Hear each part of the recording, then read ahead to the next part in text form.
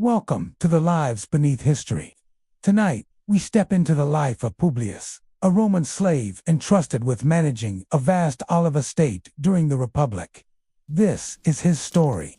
The amphora fell from the back of the cart with almost comical slowness, tilting once against the rim before slipping free and striking the packed earth below. It cracked open with a sharp report and collapsed into fragments, oil spreading outward in a dark, glistening sheet that soaked into the dust. Publius watched it happen from his place beneath the olive tree. He did not rise. He did not call out. He simply followed the movement with his eyes, as if it were a small and predictable part of the day's work. How many times had he seen a storage jug break over the past 50 years? 100, 1,000. He could not count them. Amphorae were baked clay. Carts were wood. Roads were uneven. The result was always the same. He chewed his bread slowly and gave a quiet chuckle. It truly was not his problem anymore. For 4 decades he had risen before sunrise to oversee every cart, every pressing, every measure poured and sealed. He had inspected the kill-fired jars for hairline cracks, tested the thickness of the wax seals, scolded drivers for careless turns. Now he sat in the shade and let younger men argue over blame. Publius was too old to run this farm, one of a dozen belonging to the senator Titus Quintus, though he had done so longer than many free men held office. His knees stiffened when he stood. His back protested if he bent too long over the press. The overseer appointed to replace him was capable enough and ambitious, and careful in a way that reminded Publius of himself when he had first been trusted with authority. Authority. He smiled faintly at the word. It had always been borrowed. He tore another piece of bread, dipped it into a small clay dish, and watched the oil soak through the crust. Tides would have told him not to waste so much on a single heel. She had always measured more carefully than he did. It was a habit learned from years when waste meant hunger. It amused him that he still joked they were never short of oil. When he first came here, there had been hundreds of trees, their trunks thick and twisted, some older than the Republic itself. He had walked there rows in rain and heat, marking which needed pruning, which needed new soil mounded at their roots. Over decades, the groves had expanded. New terraces were cut into the hills. Saplings were planted in straight, disciplined lines. Now there were thousands. He had overseen the digging of irrigation channels, the hiring and sale of laborers, the construction of additional storage sheds, roofed in tile instead of thatch. He had calculated yields against bad harvest years and known how much to send to market in Rome, how much to hold in reserve. The oil that spread across the road would not ruin them. It would be noted, accounted for, and forgotten. Still, he watched the stain darken the earth and thought of the work behind every jar. The picking in late autumn, when fingers went numb in cold wind. The crushing of olives under stone rollers drawn by mules. The first pressing, then the second, and sometimes a third, for lesser grades.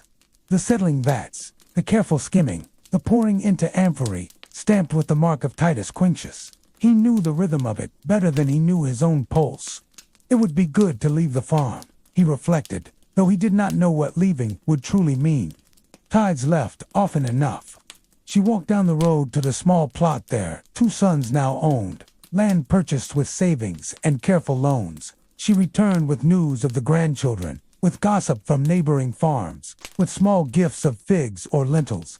Publius listened and tried to build images in his mind. Grandchildren, nearly grown, she had said. One already taller than she was. He struggled to match that with the memory of holding a squalling infant wrapped in wool. Time had moved without asking him. Unlike Tides, he could not simply walk away from the estate. She was free. She had been free for 20 years, since the day he had arranged and paid for her manumission, and that of their sons. He remembered the formalities in town, the witnesses, the fee. He had signed nothing himself. The contract passed between men of rank. But he had watched as Tides stood upright, no longer counted among inventory. He had felt pride then, and relief so strong it left him lightheaded. Not Publius. He remained what he had always been since that day long ago. Property of Titus Quintus, every bit as much as the soil beneath him, the trees rising around him, and the oil seeping into the road. He knew his value had once been high. A slave who could manage accounts, direct labor, and increase yield was worth preserving. That knowledge had protected him. It had not freed him. He saw his sons, now by the cart. They were lifting the remaining amphorae back into steadier positions, wedging straw and rope between them. They argued in low but intense voices over whether careless packing or careless driving had caused the fall. They had argued since they were boys and rarely stopped. It did not prevent them from working side by side. Publius watched the set of their shoulders, the familiarity of their movements. He had taught them to test a cart's axle, to judge a mule's mood by its ears, to count jars without touching each one. He had also taught them to speak carefully in town, to avoid questions about their birth. He understood why they did not bring their sons here. They did not want their children to see an old man sitting beneath a tree who still answered to another's name. They did not speak of the years they themselves had been slaves. Their sons were free-born citizens. Soon enough they would be called to serve in the legions, to carry shield and pilum under standards bearing the eagle. Publius imagined them in helmets too large for their young faces. The thought unsettled him. Military service was honor, they would be told. He knew what it could also be. His gaze drifted beyond the road and across the fields, but what he saw was not the grove. He saw instead red cloaks moving through dust. He saw drawn swords catching sunlight. He heard shouting in a dialect not his own. He had been young then, younger than his eldest grandson was now. He remembered the way his mother's hand gripped his arm, the way his sisters clung to one another. The soldiers had come without warning to his village. They had said little that he understood. He understood enough. He remembered being struck when he did not move quickly. He remembered the look in a soldier's eyes as he pushed them forward. Not hatred exactly, but indifference sharpened by duty. The march that followed had been long. Some did not finish it. He had finished. He had been inspected, valued, and sold. That was the day his world had shattered, more completely than any amphora. He shifted on the ground and drew a breath. The past was not useful if it slowed the present. He had survived because he learned quickly. On his first estate he had worked the presses. He watched how the steward kept tallies, how he measured rations. When an overseer fell ill, Publius stepped forward with quiet competence. He discovered that knowledge could make a man necessary. Necessary men were beaten less often. When Titus Quinctius purchased him and sent him to this farm, Publius recognized opportunity beneath misfortune. The land had potential. The previous manager had been careless. Yields fluctuated. Storage was disorganized. Publius worked methodically. He reorganized labor groups, pairing experienced hands with new arrivals. He adjusted harvest timing to avoid losing fruit to early frost. He reduced theft not by harsher punishment, but by tightening inventory and rewarding small efficiencies. Titus Quinctius noticed. More responsibility followed. With responsibility came a degree of trust, though never equality. He handled coin but did not own it. He gave orders but could not refuse them. Over years he accumulated small allowances, gifts granted for profitable seasons. He saved. He calculated how much would be required to buy Tide's freedom, then that of their sons. He had married Tides in the manner permitted them, before witnesses who could attest to their union. She had been practical, strong, with a mind that missed little together. They had planned quietly. When the time came, he approached the steward with figures prepared. He did not plead. He presented value. It had worked. He often considered what it meant that he had not purchased his own freedom. Part of him believed the farm would have suffered without him.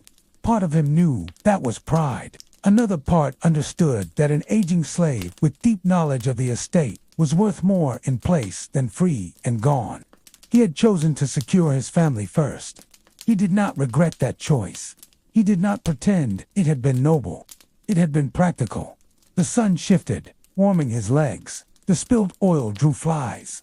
One of his sons glanced toward him, perhaps to see if he would intervene. Publius lifted a hand in a small gesture that meant continue. They did not need him. That fact settled heavily and lightly at once. The farm would endure without his oversight. The groves would be pruned.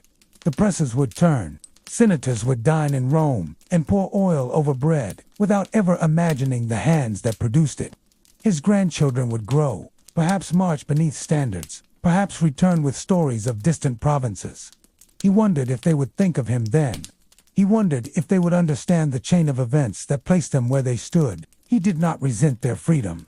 He guarded it in his thoughts as fiercely as he had once guarded Amphorae in transit. A slave who could secure free sons had altered the course of his line. That was enough. The argument by the cart subsided into practical work. Broken shards were gathered. The largest pieces would be repurposed to line drainage ditches. Nothing useful was entirely discarded here. Publius finished his bread and wiped his fingers on a cloth. He considered the path down the road that tides took so often.